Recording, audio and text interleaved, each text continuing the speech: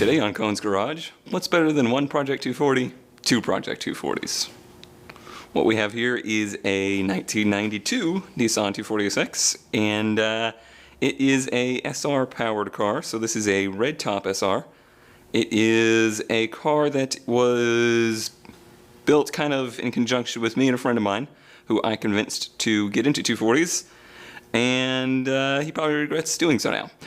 This car has been a project for the better part of 2 years now. We barely ever have time to actually do anything with it, but we've kind of hit a stopping point where the car was working before and now has stopped working. So today we're going to take a look at trying to diagnose what is going on with it. What you see here is a basic SR swapped setup. There is some general modifications to it, but essentially this is straight out of a JDM Silvia or 180SX. It is a red top engine, which is the first generation of SR, S13, so it's pretty much the correct engine for the S13 chassis. Some of the general modifications are, you can see it's a front mount intercooler. That's something that's pretty common, and the turbo has been changed from an S13 setup to an S15 setup, ball bearing turbo, so it can produce a little bit more boost. We currently, though, have it running on the stock boost for that turbo because we haven't gotten it to the point where we feel comfortable turning out the boost because we haven't really got it running great just yet either. We actually bought this whole motor set with the drivetrain, everything, pretty much everything, ready to get it running and going from a friend of ours. We actually drove the car that this engine was in before we bought it, before he bought it. He's the money man of this. I'm just the working hands. And we drove the car a little bit. It seemed everything was fine. And for a good while now, it has been fine. It's overall been running great. But then we had a issue. You're not going to be able to see it, unfortunately. You can see one of the braided lines right here, and it's similar to this braided line. This is a steering line. But there is a braided line for the oil feed for the turbo, underneath the turbo. And that actually was rubbing up against this cast manifold and ruptured it, and that was a big problem. So we had to fix that, which involved completely removing the turbo and everything. It was a royal pain in the butt, and ever since then we're having a issue with the car running. The problem is the car was down for probably close to 6 months in that time where the leak happened, so it's unknown. Did the problem happen when we, took the turbo off and put it all back together? Or did the problem happen, as the car was sitting, something went bad? Did something go wrong at the event that the oil feed line went bad? Who knows? It is a mystery. So actually the first thing I did, and I did this before I started recording or anything, was I replaced the intake setup, and I will show you why. The intake setup previously had this coupler on there, and a hose was jammed into here with a metal plumbing fitting, and this line that is for the secondary catch can was just kind of jammed into there. So there was a little bit of a leak, and I use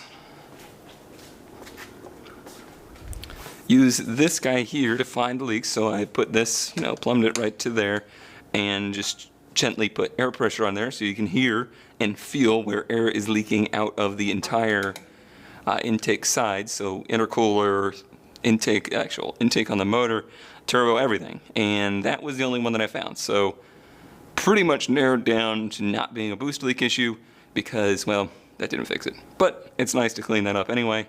I do eventually need to make a nice mounting for this guy somewhere. I do not like it hanging around. For test driving purposes, I'll probably just, kind of attach it here to this pipe as it's always been. But yeah, I definitely want to clean that up. And that's a lot of what this project car entails. Once we get it running again, I really just want to clean a lot of stuff up. Like this wiring harness stuff over here, it's all pretty trashy. It's just, factory harnesses that are worn and tired and need some cleaning up. As you can see, it runs pretty good, just normal. Hard throttle, pulling fine. No concerns really. Then we try and lay into it. Definite stuttering. Doesn't want to pull at all.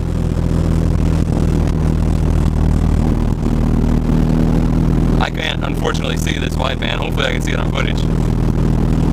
I gotta find a new mount for that. Actually, I want to mount it, period. We just put that in here and it's just taped there for temporary purposes.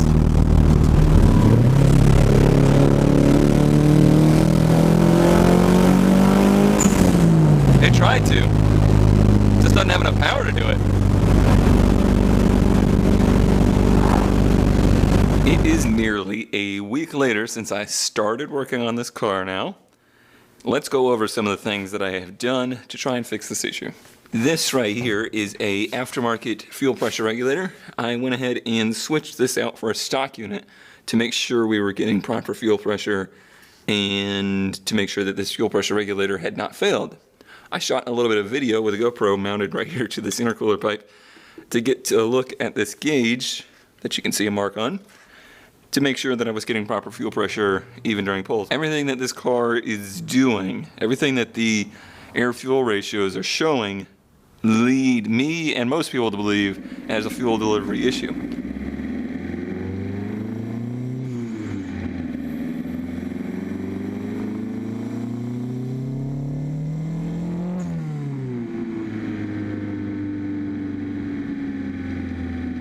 So if we ever saw the fuel pressure back off as we were accelerating, that's a surefire sign. Never have I seen this do that though. It is always gaining fuel pressure and it has very good, strong fuel pressure. I actually went ahead and replaced a fuel pump. This is the unit that was in the car. It is just a Walbro 255 GSS341. It is the standard upgraded fuel pump for any S13, S14, basically any performance turbo car. This is what people use. There's a lot of other options, but this is the standard. So the bad news is this was still a good pump and there was no reason to replace it. The good news is that red car over there needs one of these. So it was worth trying anyway. I also have a little video of me doing some work down here with the wiring. You can see here is some of the new stuff here. Nice and heat shrink to solder together. But this, this little wire here was part of the alternator circuit, part of the main lead of the alternator. Look at the gauge of this wire. It is tiny and does not have a place connected to that wire right there. Yeah, so I'm happy to get this out of there and cleaned up, but turned out didn't actually do anything. So no improvement there. At that point, I actually took this connector here, sorry if this is echoing off the hood, and disconnected it. This is the O2 sensor, and you can see it is a skinny O2, and that is a big mistake people make, is they put the large O2 sensors on these red top SRs. They're not meant for that, so make sure you get the skinny one. And I actually disconnected it and did some running around to see if that did anything.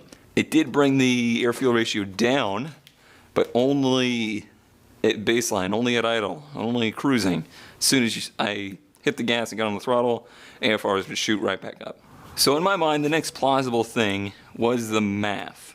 Many people have told me that is not the case, that when MAFs go bad, they create a rich condition and they will create a bad idle and bad off idle. We don't have any of that. We have the opposite of that. But in my mind, if the MAF sensor was dirty, it would not be registering the amount of air going by, so more air would be going by than it thinks, and that would create a lean condition. So let's actually take this guy off right now.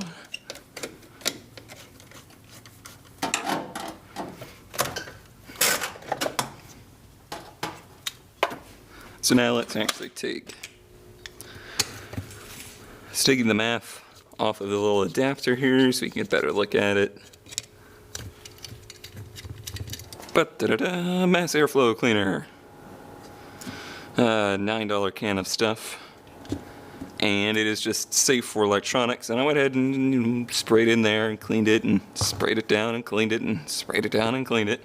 And put it back on. And wouldn't you know, we got our first measures of success because the air-fuel ratios came down significantly under pull, pretty much the same the rest of the time. So under pull now we're in the low 14 range and mostly in the mid 13s. That's still a little bit high, but it is significantly better, pulls way stronger, and overall was an improvement. So if we can do that again and get any more improvement out of it, then that is good. If not, we're close enough now that I probably can tune maybe the fuel pressure or something to try and get it even better.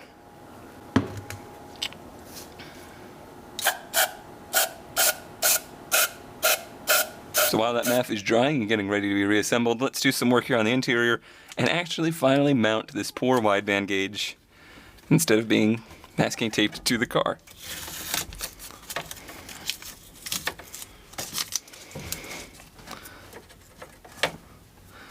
So what I have here is a little piece of Lexan. I'm just going to cut it to go behind this guy, and then we'll cut a circle and actually mount this. And it's going to be a little deep in there. We want that because the reflections on this are pretty bad and it makes it harder to read. So let's go ahead and pop this out. Maybe. There we go. And then, yeah, see right here in the back, it's pretty flat. It's got enough mating surface that should be able to just go boonk right on there. All right, let's see if we can crack some plexiglass.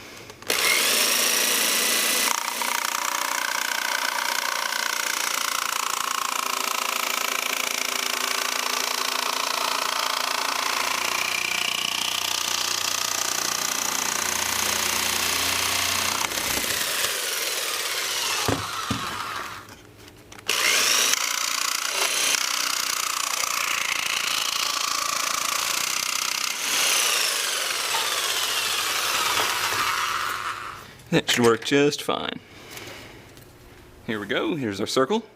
And while I was letting the camera cool down, I found another issue with the car. So, hooray, this just keeps on going. We'll get to that later though. Let's go ahead and I'm gonna try and drill a hole into this so I can cut the circle.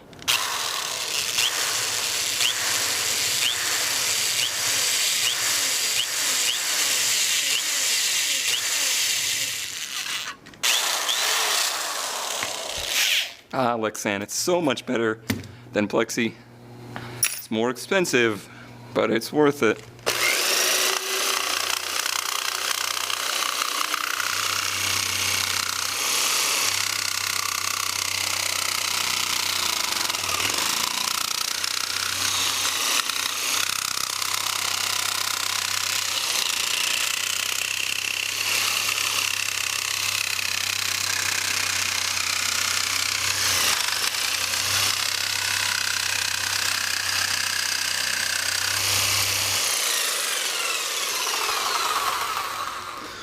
She's a beaut.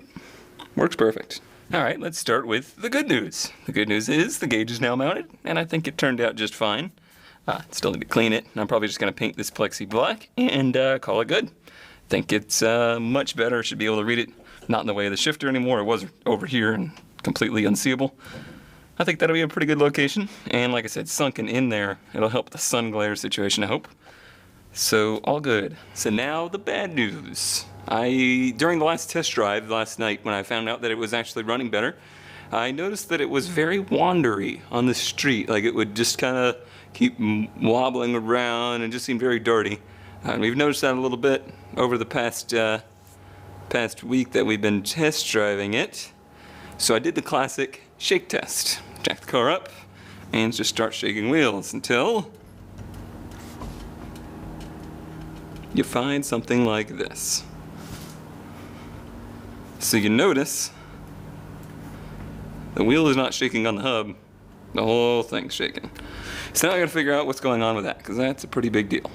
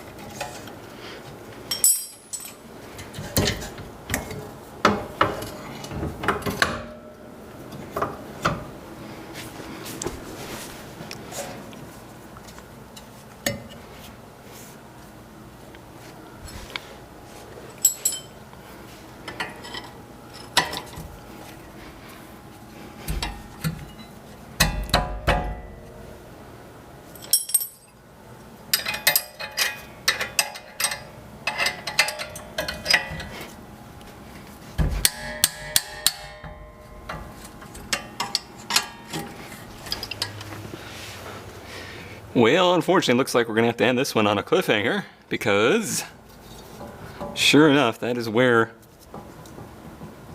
our play is. I'm not entirely sure if it's the actual bearings of the hub, if this nut has backed off at all. It's certainly tight to feel. However, I don't have the 36mm socket to try and tighten it down. Anyway,